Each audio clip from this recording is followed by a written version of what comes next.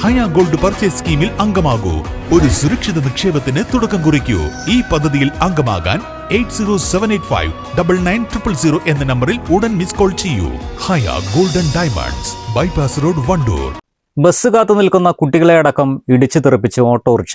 അപകടം വരുത്തിയ ഓട്ടോയിൽ കഞ്ചാവ്.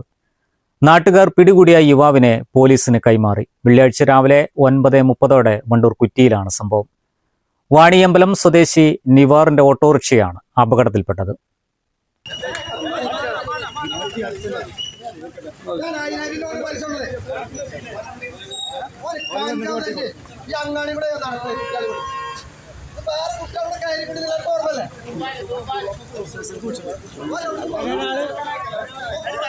വണ്ടൂർ കുറ്റിയിൽ ജംഗ്ഷനിൽ സ്കൂൾ ബസ് കാത്തു നിൽക്കുന്ന സ്കൂൾ കുട്ടികൾ, ചെറിയ കുട്ടികൾ, 4-ാം വയസ്സും 5-ാം വയസ്സിലെ കുട്ടികൾ സ്വന്തം ഉമ്മാന്റെ കയ്യും പിടിച്ചോടെ ബസ് എത്തിക്കുന്ന സമയത്താണ് ഇതേപോലെ നിയന്ത്രണം വിട്ടൊരു വണ്ടി വന്നത്.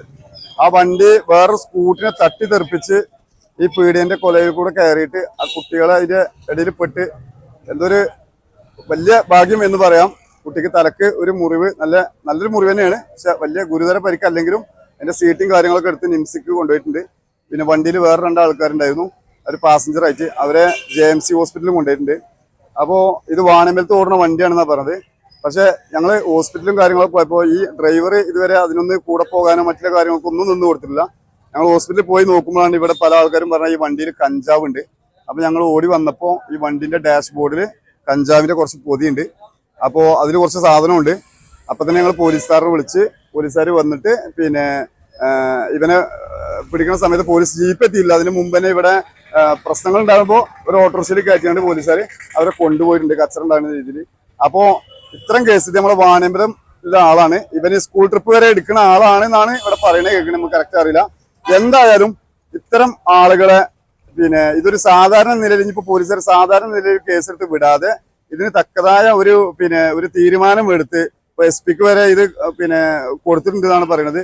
അപ്പൊ നല്ലൊരു തീരുമാനം എടുത്ത് ഇത്തരം ആളുകള് ഇതുപോലെ വണ്ടി കൊടുത്ത് വിടാതെ അവരെ ലൈസൻസ് റദ്ദാക്കി പെർമിറ്റ് കട്ടാക്കിയിട്ട് ഇത്ര ആളുകളെ ഈ റോഡിലേക്ക് അയച്ചു വിടരുത് എന്നാണ് നാട്ടുകാരുടെ ഭാഗത്തു നിന്ന് പോലീസിനോട് അഭ്യർത്ഥിക്കാനുള്ളത്. അതുപോലെ തന്നെ ഈ സ്കൂൾ ട്രിപ്പ് എടുക്കുന്ന കുട്ടികളെന്ന് പറഞ്ഞു ഇങ്ങനെ ഈ കഞ്ചാവും കാര്യങ്ങളൊക്കെ രാവിലെ ഇപ്പൊ ഒരു 9 മണിക്കാണ് ഈ സംഭവം.